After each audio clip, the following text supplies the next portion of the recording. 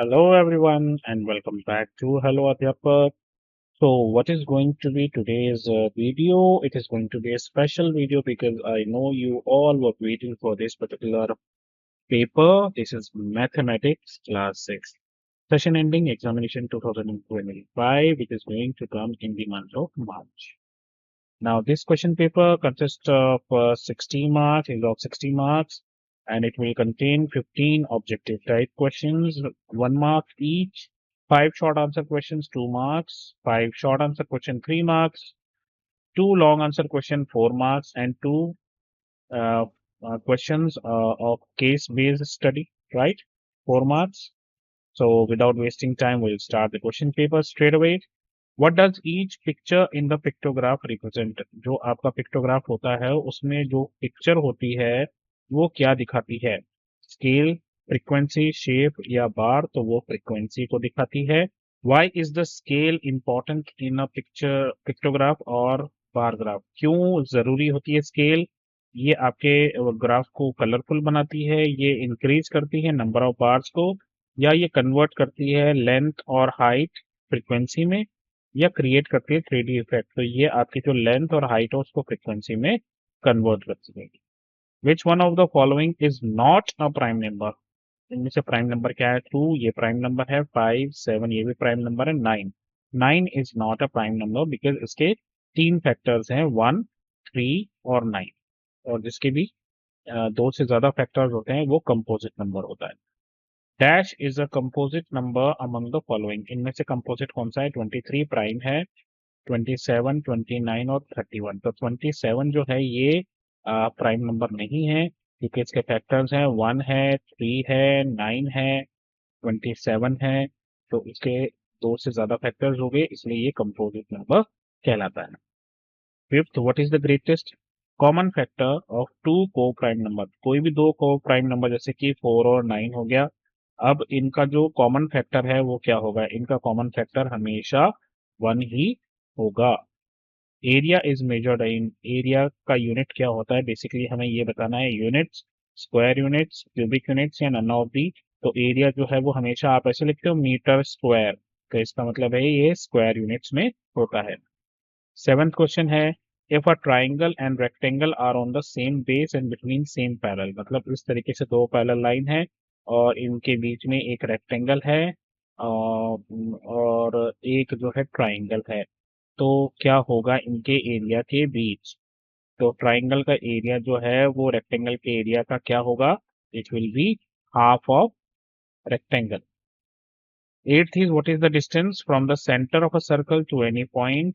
तो जैसे कि अगर ये सर्कल है और इसका सेंटर ये है, तो सेंटर से सर्कल तक का डिस्टेंस क्या कहलाएगा? हमें पता है ये होता है radius. Which of the following correctly compares the integer? -4 is greater than -1, ये तो रॉन्ग हो गया, -1 बड़ा होता है. -2 इज लेस देन -3, ये भी गलत हो गया क्योंकि नेगेटिव साइन में उल्टा होता है, जो -2 है वो बड़ा है -3 से. 0 इज ग्रेटर देन -5, हाँ ये ठीक लग रहा है, तो 0 जो है वो -5 से बड़ा होगा. टेंथ क्वेश्चन है, what happens when you add a number two it's additive inverse? Number जैसे अगर मान लो 5 है तो इसका एडिटिव इनवर्स क्या होगा? -5. तो जब आप इन दोनों को प्लस करोगे 5 और -5, तो पीछे क्या बचेगा? अंडा. So the result will always be 0. 11th, which of the following shapes has rotational symmetry of order 4? rotational symmetry क्या होती है? अगर कोई ऑब्जेक्ट है उसको आप ऐसा रोटेट कर दो, वो फिर भी एज इट इज ही रहे, एक बार और घुमा दो फिर भी एज इट इज रहे.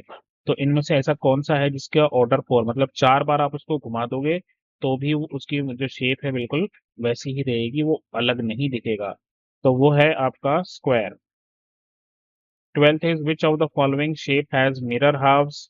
इनमें से कौन सी शेप है जिसके मिरर हाफ्स हो सकते हैं? मिरर हाफ क्या है? जैसे कोई भी एक शेप है तो बीच में से उसको आधा पार्ट इधर कर दोगे आधा इधर कर दोगे तो वो बराबर हो जाएगा, एग्जैक्टली एक जैसा होगा, तो वो मिरर हाफ होता है. स्केल एंड ट्राइंगल में, स्केल एंड ट्राइंगल इस तरीके से होता है, इसका मिरर हाफ नहीं होगा. इर्रेगुलर पेंटागन का भी नहीं होगा. सर्कल का हो सकता है, पैरेललोग्राम का नहीं होगा. तो the correct answer is circle. 13th is what information is needed to construct a rectangle? Only length. अगर सिर्फ लेंथ दे दूं तो क्या रेक्टेंगल बन जाएगा? ओनली डायगोनल, अगर एक डायगोनल दे दो तो क्या हो जाएगा, the length of its sides और one side and one diagonal. तो या तो उसकी चारों साइड पता हो आपको, या फिर आपको उसकी कोई एक साइड पता हो और डायगोनल पता हो तो भी ये बन जाता है। तो I think C is the correct option. 14th is what is fractional unit. तो फ्रैक्शनल यूनिट कैसा होता है, जैसे 1/6 है ना, 1/8, 1/12, ये सारे फ्रैक्शनल यूनिट हैं। A number larger than whole number, each equal part of when a whole is unit is divided, a number that cannot be divided, a mixed fraction, so this। ये देखो, जैसे आप क्या करोगे, अगर एक आइसक्रीम है या पिज्जा है, एक पिज्जा है, अगर आप इसके चार टुकड़े कर दोगे तो 1/4 इज कॉल्ड, कि एक एक पीस जो है 1/4 मिलेगा। तो दिस इज बेसिकली आपका फ्रैक्शनल यूनिट है। What are equivalent fractions, equivalent fractions क्या होती हैं, fractions with same denominator, numerator, fraction with different denominator that represent the same value, fraction with same denominator but different numerator, या fraction जिनको add करके one बनता है। देखिए इक्विवेलेंट फ्रैक्शन क्या होती है, इनके डिनोमिनेटर भले ही अलग अलग हों लेकिन ये सब जो है एक ही वैल्यू को रिप्रेजेंट करती है। जैसे 1/2, और इसको अगर आप ऐसे लिख दो 4/8, तो जब आप इसको सिंप्लीफाई करोगे तो 4/8 वापस जो है कट के बराबर बन जाएगा 1/2। तो ये दोनों जो हैं, ये दोनों ये आपके इक्विवेलेंट फ्रैक्शन है। So B is the correct option. चलिए आगे बढ़ते हैं सेक्शन बी की तरफ। Any two prime numbers are coprime, any two prime numbers are coprime. हाँ, तो को प्राइम नंबर क्या होता है, हमने अभी देखा था, जैसे 4 और 9, ये दो नंबर जो है ये को प्राइम है क्योंकि इनके बीच कोई भी कॉमन फैक्टर जो है वो सिर्फ 1 है। अब यहाँ पर क्या बोल रखा है कि कोई भी दो प्राइम नंबर आप लोगे तो वो को प्राइम होंगे। तो जैसे हम प्राइम नंबर ले लेते हैं 5 और 7। अब ये दोनों ही प्राइम नंबर है और इन दोनों के बीच में कोई कॉमन फैक्टर नहीं है एक्सेप्ट 1, है ना, इन दोनों के बीच में एक ही कॉमन फैक्टर है 1। तो इसका मतलब है ये को प्राइम भी हो गए। तो इसी तरह कोई भी दो प्राइम नंबर जो होते हैं वो हमेशा को प्राइम होते हैं।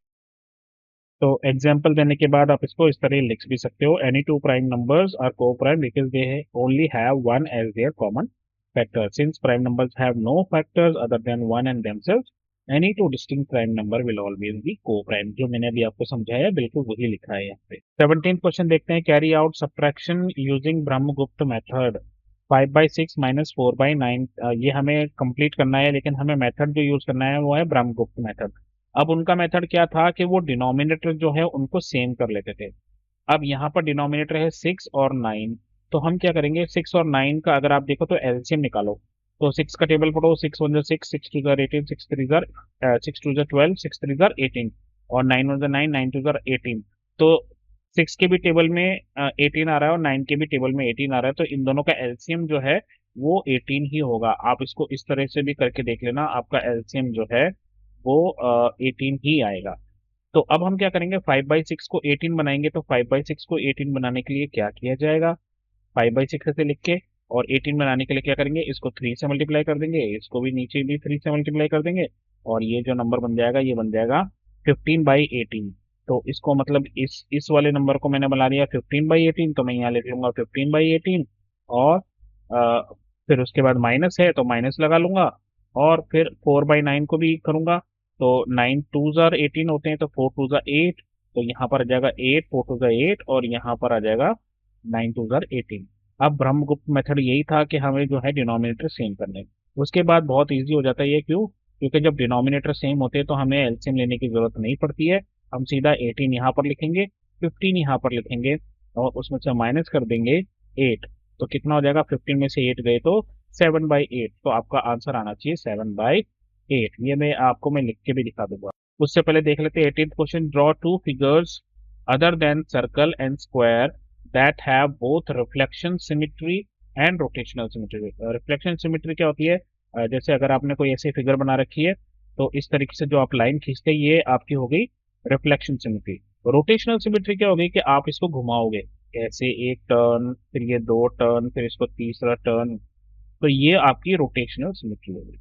अब आपको दो फिगर बतानी है, सर्कल नहीं बताना है, स्क्वायर नहीं बतानी है, और दोनों फिगर का क्या होना चाहिए, रिफ्लेक्शन सिमेट्री भी होनी चाहिए और रोटेशनल सिमेट्री भी होनी चाहिए। तो अगर मैं यहाँ पर एक इक्विलेटरल ट्राइंगल बना दूं तो क्या होगा, उसकी रिफ्लेक्शन सिमेट्री भी होगी, और मैं इसको अगर रोटेट कर दूंगा तो, क्योंकि इसकी तीनों साइड आपस में बराबर होती है, तो इसको चाहे जिधर मर्जी कर दो ये एज इट इज ही दिखाई देगा। इसके अलावा कोई भी रेगुलर फिगर, जैसे आप हेक्सागन बना लो, एक रेगुलर हेक्सागन जिसकी छह की छह साइड इक्वल है, तो आप देखोगे इसकी भी सेम वही वाली चीज होगी। ये थोड़ा सा पोलियो हो गया, इसको कोई बात नहीं, इसको थोड़ा सा अच्छे से बना लेते हैं ऐसे और इस तरह से। अब अब आप जब जब देखोगे तो इसकी भी रिफ्लेक्शन सिमेट्री है, चाहे ऐसे देख लो या ऐसे देख लो, और आप इसको रोटेट करोगे तो ये एज इट इज ही दिखाई देगा। तो इस तरीके से आप 17th क्वेश्चन को सॉल्व कर सकते हो। लीस्ट कॉमन मल्टीपल 18 आ गया, तो फिर मैंने 5/6 को कर दिया, 4/9 को कर दिया, और इसको फिर माइनस कर दिया जैसे मैंने आपको समझाया था। ये दोनों फिगर्स मैंने आपके लिए ड्रॉ कर दिए। अब इसके बाद जो क्वेश्चन है वो क्या है, इसके बाद क्वेश्चन कहलाता है कि और में है कि draw the following a triangle with exactly one line of symmetry. एक ही लाइन ऑफ सिमेट्री होनी चाहिए, जैसे इसकी कितनी है, इसकी 3 लाइन ऑफ सिमेट्री है, इस तरह से ऐसे और ऐसे। अब हमें जो ट्राइंगल बनाना है उसकी एक ही लाइन ऑफ सिमेट्री होनी चाहिए, और बी पार्ट में है एक ट्राइंगल जिसकी कोई लाइन ऑफ सिमेट्री नहीं होनी चाहिए, होनी ही नहीं चाहिए। तो अगर आप इस वाले को देखो, ये एक आइसोसेलेस ट्राइंगल है। आइसोसेलेस ट्राइंगल क्या होता है, जिसकी दो साइड्स आपस में बराबर हो, तीसरी साइड बड़ी या छोटी होती है। तो आप देखो, तो इसको आप सिर्फ इस तरीके से ऐसे इसकी सिमेट्री बना सकते हो। आप ऐसे करोगे तो ये टेढ़ा मेढ़ा छोटा मोटा हो जाएगा। और अगर इस वाले को देखोगे आप, तो आप चाहे इसको ऐसे कर लो या ऐसे कर लो, किसी भी तरीके से कर लो, इसकी कोई लाइन ऑफ सिमेट्री है ही नहीं। 19th क्वेश्चन है, draw a rectangle with sides 4 centimetre and 6 centimetre. तो इसको मैं आपको एक्चुअली ड्रॉ करके दिखाता हूँ कि ये ड्रॉ कैसे होगा। उस पर जो है 6 सेंटीमीटर की लाइन ऐसे आप ड्रॉ कर लीजिए। ये लाइन ड्रॉ करने के बाद आप क्या कीजिए, इस तरीके से प्रोट्रैक्टर लीजिए और यहाँ पर इसको ऐसे रखिए, और एक पॉइंट आप ऊपर ले लीजिए, और यहाँ पे रख के एक पॉइंट आप यहाँ पर ले लीजिए, और इसको लेने के बाद आप रूलर से ये दोनों चीजें मैच कर दीजिए, ये दोनों पॉइंट, और इनको आप इस तरीके से कर दीजिए। उसके बाद आपको क्या करना है, आप कंपास लीजिए और इसको 4 सेंटीमीटर ओपन कीजिए।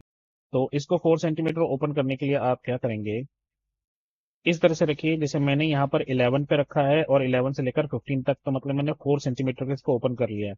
आप चाहें तो इसको 0 पर रख के, और इस तरह से भी आप ले सकते हैं कि 0 पे रख के, और इसको 4 सेंटीमीटर आप ओपन कर लीजिए।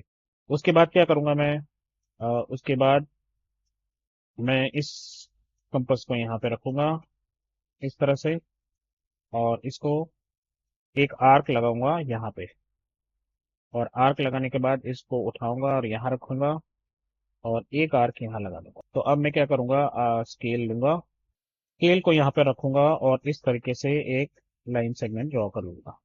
तो इस तरह से मुझे एक रेक्टेंगल मिल जाएगा। अब मुझे वेरीफाई क्या करना है कि अपोजिट साइड्स इक्वल हैं, और ये एंगल जो है वो 90 डिग्री का है। तो आप इस तरीके से स्केल को लेकर और इसको मेजर कर लीजिए, जैसे ये 6 सेंटीमीटर है, और इसके अपोजिट साइड भी 6 सेंटीमीटर है। और अगर आप एंगल मेजर करना चाहें तो आप ये वाला इसको यहाँ पर रखिए, ये 90 डिग्री का है। आप चाहें तो ये वाला एंगल भी चेक कर सकते हैं, यहाँ रख के, ये 90 डिग्री है। इस तरीके से सारे एंगल इसके 90 डिग्री हो जाएंगे, और आप इसको अच्छे से रिप्रेजेंट कर पाएंगे। चलिए 20th क्वेश्चन को देखते हैं, कंप्लीट द फॉलोइंग। इसमें क्या है, एक आपको सीरीज दे रखी है, -40, फिर -34, यानी कि 6 का जंप लगा है, फिर -28, यहाँ भी 6 का जंप है, -22, 6 का जंप है। तो इसका मतलब है यहाँ पर होना चाहिए -16, और यहाँ पर होना चाहिए -10। Complete. Right all the integers between 0 से लेकर -7 तक। तो 0 से लेकर -7 तक कितना हो जाएगा, -1, फिर उसके बाद -2, फिर -3, -4, -5, -6 तक आप ये नंबर्स लिख लोगे। इस तरह से आप इसको लिख लें। आगे बढ़ते हैं। 4 flower beds having sides 2 meter long and 1 meter wide are dug at the four corners of a garden that is 15 meter by 12 metre. तो इस तरीके से एक रेक्टेंगल है, इसकी लेंथ है 15 मीटर और इसकी ब्रेड्थ है 12 मीटर। अब क्वेश्चन क्या है कि इसके चारों कोनों पे एक जो है खड्डा खोदा गया है, ठीक है, फ्लावर बेड के लिए, जो कि एक रेक्टेंगल की फॉर्म है 2 by 1, यानी कि 2 इसकी लेंथ है, 1 इसकी ब्रेड्थ है, और ऐसा चारों कॉर्नर पे किया गया है। इस तरीके से इसको डक किया गया है, खोदा गया है। और अब क्या होगा, हमसे सवाल पूछा गया है, how much area is now available for laying down a lawn. तो ये जो जगह बची है, इसमें लॉन बनाना है।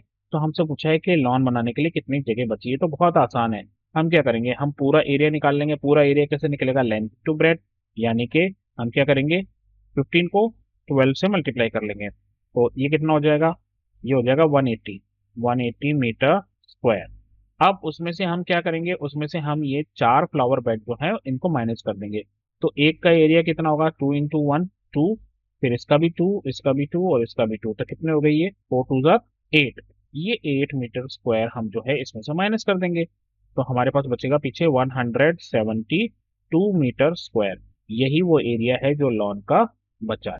इस तरह से आप इस क्वेश्चन को सॉल्व कर सकते हैं। आप इसको देख सकते हैं, यहाँ पर एरिया निकाल दिया, यहाँ पर फ्लावर बेड का एरिया निकाल दिया, और टोटल एरिया में से फ्लावर बेड के एरिया को माइनस कर दिया। 22nd क्वेश्चन है, Jaya school is 7 by 10 kilometre from her home. उसका घर जहां पर भी है वहां से स्कूल जो है वो है 7 by 10 किलोमीटर दूर। यानी कि ये टोटल डिस्टेंस कितना है, 7 by 10 किलोमीटर।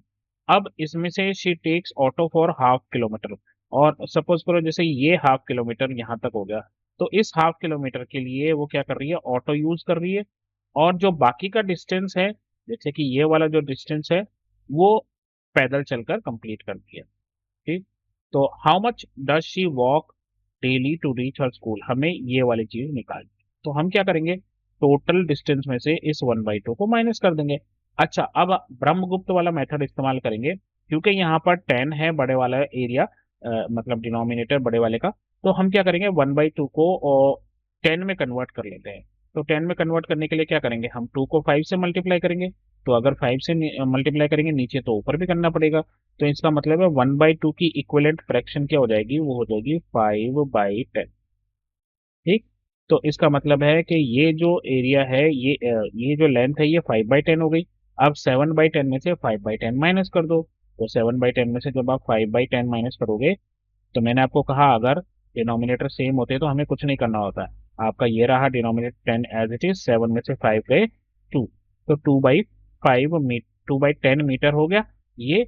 अब इसको आप चाहो तो रिड्यूस कर लो, 2 1 2, 2 5 10, तो आपका आंसर आ गया 1/5 मीटर। तो इसका मतलब है 1/5 मीटर जो है वो पैदल चल रही है। इस तरीके से आप इस क्वेश्चन को सॉल्व कर सकते हैं। टोटल डिस्टेंस कितना, और फिर ऑटो का डिस्टेंस 1/2, जिसको 5/10 में कन्वर्ट कर लिया। वॉकिंग डिस्टेंस कितना, टोटल डिस्टेंस में से वो ऑटो डिस्टेंस को माइनस कर दिया, तो 1/5 किलोमीटर आपका आंसर आ गया। 23rd क्वेश्चन क्या है, Zarina and Sangeeta collected data on how many students were present in each class. तो क्लास 1 में 30 है, 2 में 35 है, 3 में 20 है, 4th में 25 है, 5th में 35 है, और 6th में 15 बच्चे हैं।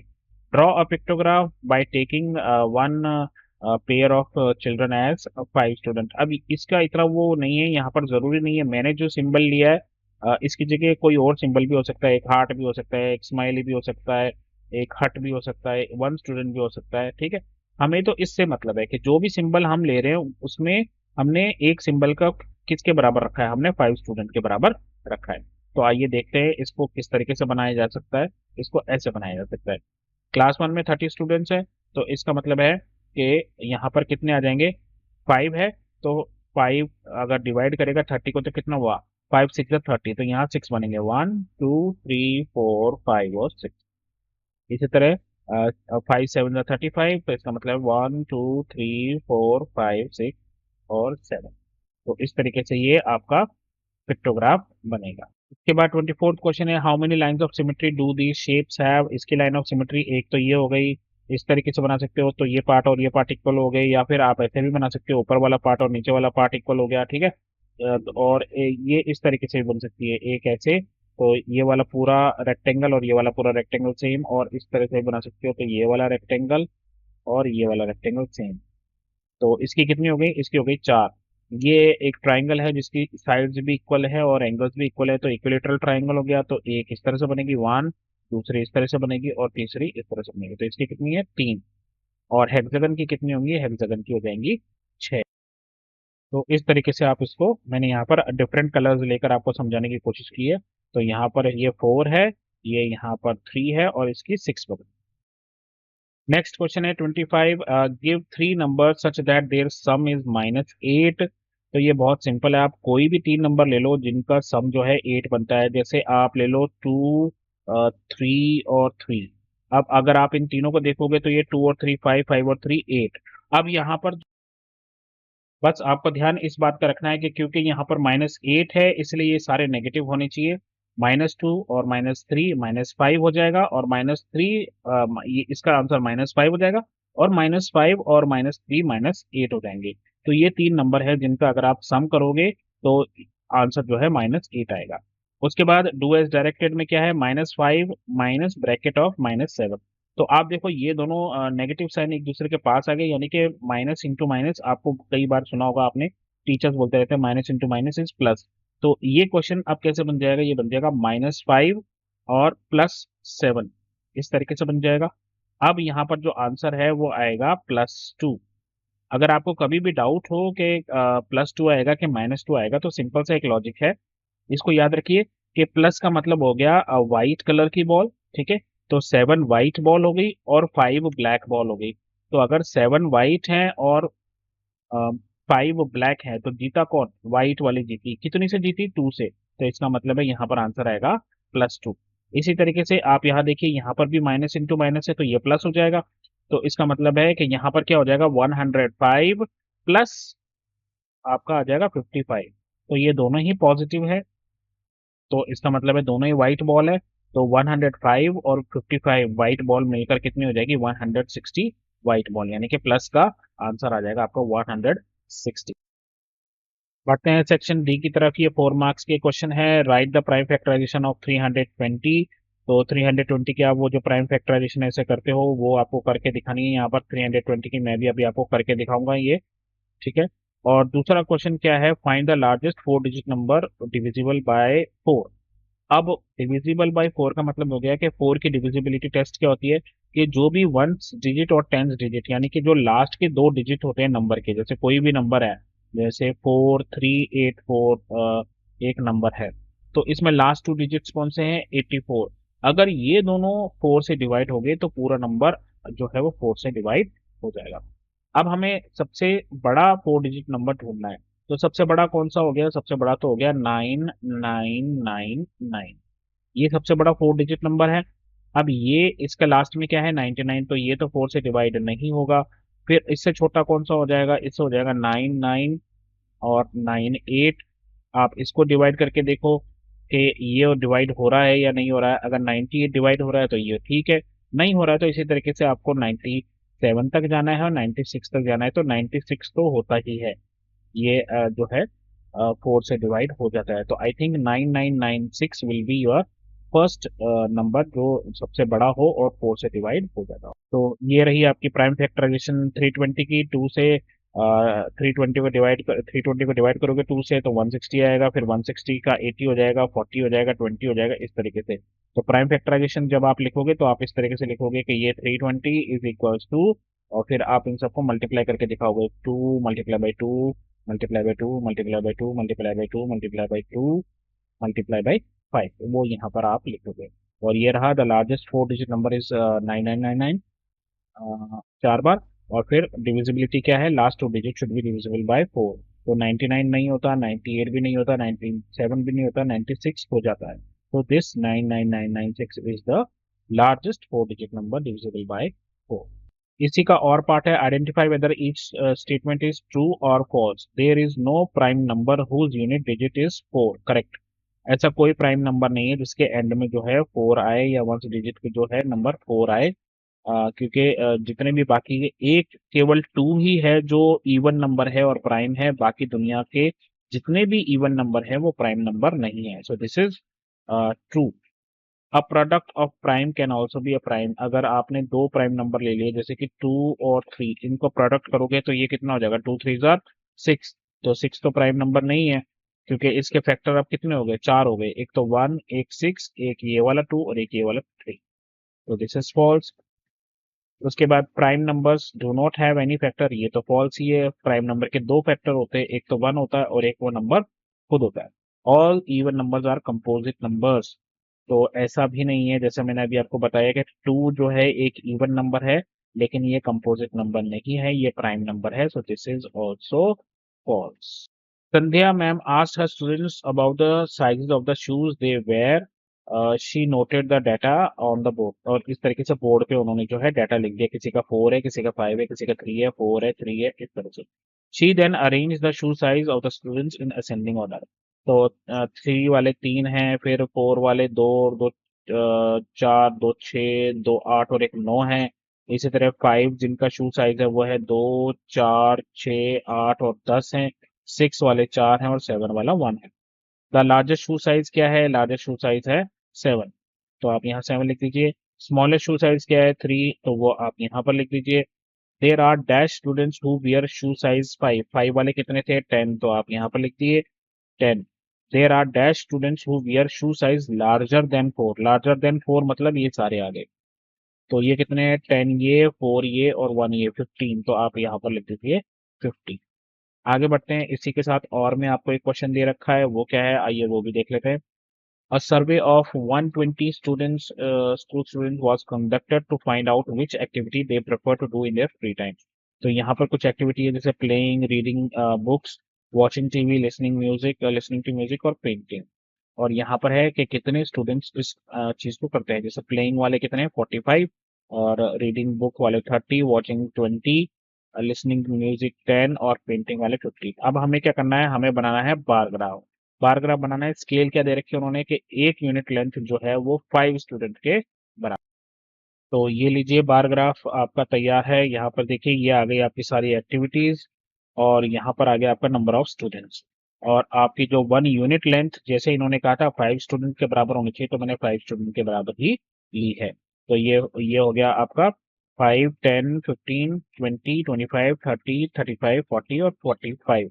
तो जैसे कि पहला बच्चा जो है अधिकतर बच्चे क्या है? 45 वाले प्लेइंग, तो प्लेइंग में हमने दिखा दिया कितना? 45। इसी तरीके से ये रीडिंग का 30, वॉचिंग का आपने 20 और लिसनिंग म्यूजिक 10 और पेंटिंग आ गया आपका 15। तो इस तरीके से आपका जो है बार ग्राफ क्रिएट होगा। आगे बढ़ते हैं, आगे का क्वेश्चन है construct a rectangle in which one of the diagonal divides the opposite angle into 50 and 40। तो इसका मतलब क्या है? जैसे आपको एक रेक्टेंगल ड्रॉ करना है इस तरीके से कि इसका ये जो डायगोनल है, डायगोनल होता है जो अपोजिट जो वर्टेक्स हैं, वर्टिसेस हैं उनको जोड़े। तो ये जो लाइन है ये इस एंगल, अब हमें पता है ये पूरा एंगल 90 डिग्री का है, इसको 50 डिग्री बना दे और इसको 40 डिग्री बना दे, ये हमें बताना है। तो इसको आप कंस्ट्रक्ट कैसे करेंगे? सबसे पहले आप क्या कीजिए, ऐसे एक लाइन ड्रॉ कर लीजिए अपनी इच्छा से, कोई भी 4 सेंटीमीटर, 5 सेंटीमीटर, 6 सेंटीमीटर, जितना भी आपको करना है। और यहाँ पर आप प्रोटेक्टर की मदद से एक बना लीजिए 90 डिग्री का, इस तरीके से ऐसे। ये बना लिया आपने। अब आप क्या करेंगे, यहाँ पर आप जो है प्रोटेक्टर से हाँ प्रोटेक्टर से आप इस तरह से रखिए, और आप जो है यहाँ पर 50 डिग्री का एंगल बनाते हुए लाइन को सीधा ऐसे खींच खींच दिया।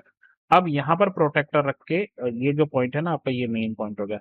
अब आप इस पे यहाँ पर रख के 90 डिग्री का ऐसे खींच दो, तो इस तरीके से खींच दो। ठीक। अब बहुत सारे तरीके हैं, आप क्या कर सकते हो, जो आपका कंपास है उस कंपास को आप यहाँ पर रखो और यहाँ तक इतना उसको ओपन कर लो, ओपन करके फिर यहाँ पर रखो और एक आर्क मार दो, और जब आप इसको जोड़ोगे तो ये वाला ऑटोमेटिकली 40 डिग्री बन जाएगा, और नीचे वाला तो आपने 50 डिग्री का बनाया ही है। इसी के साथ और में एक पार्ट और है, वो भी देख लेते हैं। Construct a rectangle whose one of the side is 4 centimetre and diagonal is 8। यानी कि इस क्वेश्चन में आपको क्या दे रखा है? रेक्टेंगल ड्रॉ करना है, इसमें आपकी एक साइड जो है वो 4 सेंटीमीटर, मैं ये वाली मानता हूँ, और जो डायगोनल है वो दे रखा है 8 सेंटीमीटर, ये आपको ड्रॉ करना। तो ये कैसे ड्रॉ होगा आइए ये भी देख लेते हैं। इस फिगर को बनाने के लिए हम क्या करेंगे, सबसे पहले आप एक 4 सेंटीमीटर का एक लाइन ड्रॉ कीजिए, इसे लाइन सेगमेंट, ठीक है। इसको नाम देना मत भूलना, मैं आपको अभी थोड़ा जल्दी जल्दी में बता रहा हूँ क्योंकि ये पेपर है, यहाँ पर टॉपिक की तरह मैं आपको सब कुछ एक्सप्लेन नहीं कर सकता हूँ। तो ये ए बी आपने ऐसे लाइन खींच ली जो 4 सेंटीमीटर की है, और आप क्या करो यहाँ पर 90 डिग्री का वो प्रोटेक्टर का लेकर और 90 डिग्री की ऐसी एक लाइन ऐसे बना दो। ठीक है। उसके बाद आप क्या करो, ए पर रखो अपना कंपस, और उसको कितना खोलना है आपको, 8 सेंटीमीटर खोलना है कंपस को। 8 सेंटीमीटर खोल के और आप जो है यहाँ पर एक आर्क मार दो। ये जो जगह है ये आपका पॉइंट आ जाएगा सी। ठीक है। अब आप क्या करो, यहाँ पर भी आप जो है 90 डिग्री का ऐसे बना के, और इसको क्योंकि रेक्टेंगल है तो रेक्टेंगल की सारी साइड जो है वो सारे एंगल जो है वो 90 डिग्री के होते हैं। ऐसे एक लाइन खींच दो। अब बहुत सारे तरीके हैं। अब आप क्या करो, जितना बीसी की लेंथ है उतना आप कंपास खोल लो, यानी कि आप यहाँ पर कंपास रखोगे और इतना खोलोगे उसको कंपास में, इतना, और फिर आप उसको ए पर लाओ और एक आर्क ऐसे मार दो। आपका जो डी पॉइंट है वो ये आ गया, और अब आप सी और डी को ज्वाइन कर दो, आपका रेक्टेंगल तैयार। और क्योंकि इसका डायगोनल जो है वो कितना होगा, 8। पहुंच गए हम सेक्शन ई पर। केस स्टडी टाइप क्वेश्चन है यहाँ पे। 29 क्वेश्चन क्या है, Rahul has a rectangular garden with length 20 and width 15 metre, यानी कि एक रेक्टेंगल है जिसकी लेंथ जो है वो 20 मीटर है और जिसकी विड्थ जो है वो 15 मीटर है। इस तरीके से आपका एक रेक्टेंगल है, आपका नहीं, राहुल का है। ठीक है। He wants to place fence around the garden also and lay grass. अब इस बेस पे हमें कुछ क्वेश्चंस के आंसर देने हैं। व्हाट इज द पेरीमीटर, तो पेरीमीटर कितना होगा, length 2 times length into breadth, यानी कि ये 20 है तो ये भी 20 है, तो 20 20 40, और 15 15 कितना हो गया, 30। 40 और 30 कितना हो गया, 70 metres. Correct answer A. What is the area of Rahul garden, Rahul के गार्डन का एरिया कितना होगा, ये 20 और ये 15, तो एरिया क्या होता है, लेंथ इनटू ब्रेथ, तो 20 को 15 से मल्टीप्लाई करेंगे, ये आएगा 15 to the 30, 300 square metre. Answer आ गया आपका A. If fencing cost 50 rupees per metre, 1 metre की कीमत है 50 रुपए। हमें टोटल कॉस्ट निकालनी है किसकी, फेंसिंग की, यानी कि ये पूरे बाड़ा लगेगा इसका चारों तरफ। तो इसका पेरीमीटर हमने निकाल रखा है, वो कितना है, 70 मीटर, और 1 मीटर की कॉस्ट कितनी है, 50। तो ये कितना हो जाएगा, 7 5 35 और 2 0, तो ये आ जाएगा बी आपका आंसर, 3500। फोर्थ है, if laying grass cost rupees 20, मतलब अगर इस पे घास लगा रहे हैं और उसकी कीमत कितनी है, 1 मीटर की कॉस्ट है, मीटर स्क्वायर की कॉस्ट है 20 रुपए। और एरिया हमने निकाल लिया, एरिया कितना है, एरिया है कितना, 300 स्क्वायर मीटर, और एक की कॉस्ट कितनी है, 20, तो 3 2 6 और 3 0 6000, तो इसका आंसर आ जाएगा रुपीज 6000। 30th क्वेश्चन है, look at the given geographical cross section and answer the following question. इसमें क्या है, यहाँ पर ये एक ज्योग्राफिकल क्रॉस सेक्शन है। ये बेसिकली दिखाना चाहते हैं, जैसे साइड व्यू होता है ना, अपन ने बचपन में पढ़ा था कि साइड व्यू क्या होता है, अगर कार का साइड व्यू दिखेंगे तो साइड से वैसे दिखेगा। ये जो है ये अर्थ का एक हिस्सा है, और यहाँ पर आपको समुद्र दिखाया है, और उसके अलावा आपको जो है कुछ अर्थ दिखाई है, मिट्टी दिखाई है ना। तो इस तरीके से इसको बोलते हैं ज्योग्राफिकल क्रॉस सेक्शन। तो which is the lowest point in this geographical cross section, तो लोवेस्ट पॉइंट क्या है, लोवेस्ट पॉइंट हो गया आपका ये, this D is the lowest point. तो this D is lowest. what is the highest point above sea level on earth, what is its height, तो highest point कौन सा है आपका, ए है ना, और इसकी हाइट कितनी है, 1500 metre. Write the points A B dash dash G in a sequence, यानी कि आप इन सभी को सीक्वेंस में लिखेंगे, डिक्रीजिंग ऑर्डर ऑफ हाइट, यानी कि पहले सबसे बड़ा, तो सबसे ऊंचा जो है वो है ए, उसके बाद ई, उसके बाद सी, उसके बाद जी, उसके बाद ई, उसके बाद बी, और उसके बाद डी। तो इस तरीके से आप इनको लिखेंगे। व्हाट इज द हाइट और depth of point B, point B की क्या है, -500 मीटर जो है इसकी हाइट है, या डेप्थ कितनी है, 500। और मैं इसके साथ एक क्वेश्चन और है, आइए देख लेते हैं वो क्या है। Leh in Ladakh gets very cold during winter, the following is the table of temperature reading taken during different times of day और night in Leh on a day in November, match the temperature with the appropriate time day and night.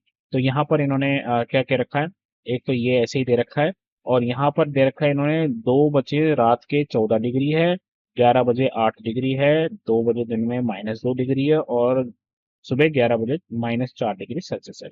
तो पहला question है what was the temperature at 11 PM. 11 PM कितना है? 8 degree Celsius. तो correct answer हो गया A. What was the temperature recorded at 2 AM. 2 AM यानी कि कितना हो गया? 14 डिग्री सेल्सियस। तो इसका आ गया आंसर सी।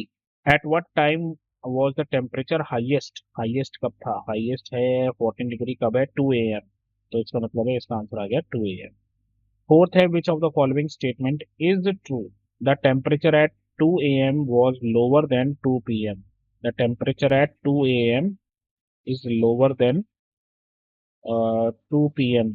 तो 2 a.m. पे कितना है? 2 a.m. पे है 14 और 2 p.m. पे कितना है? 2 p.m. पे है -2 डिग्री सेल्सियस। तो ये तो इससे लोअर नहीं है, तो दिस इज नॉट ट्रू। तो ये तो हो गया रॉन्ग। उसके बाद the coldest temperature recorded was -4 degree Celsius at 11 a.m. तो coldest temperature is -4 degree Celsius, ये तो सही है। क्या ये 11 a.m. है? ये भी सही है। तो that means it is true. तो ये तो ट्रू हो गया। तो इसका मतलब बाकी के दोनों जो है वो गलत होने चाहिए। आप इसको देख लेना, आई एम श्योर ये दोनों गलत ही होंगे। The warmest time was 11 a.m. तो वार्मेस्ट तो 11 a.m. नहीं है। The temperature at 11 p.m. was the lowest. Temperature at 11 p.m. was the lowest नहीं। तो this is the only true statement. तो पेपर में बस इतना ही था दोस्तों। आई होप आपको पेपर अच्छा लगेगा, समझ में आया होगा। फिर भी कोई प्रॉब्लम हो तो आप मुझे जरूर बताइएगा। तब तक के लिए अपना ध्यान रखें, मम्मी पापा का कहना माने, और जब भी कोई प्रॉब्लम हो तो नॉक कीजिए और बोलिए हेलो अध्यापक। ठीक है, bye bye, have fun, all the very best.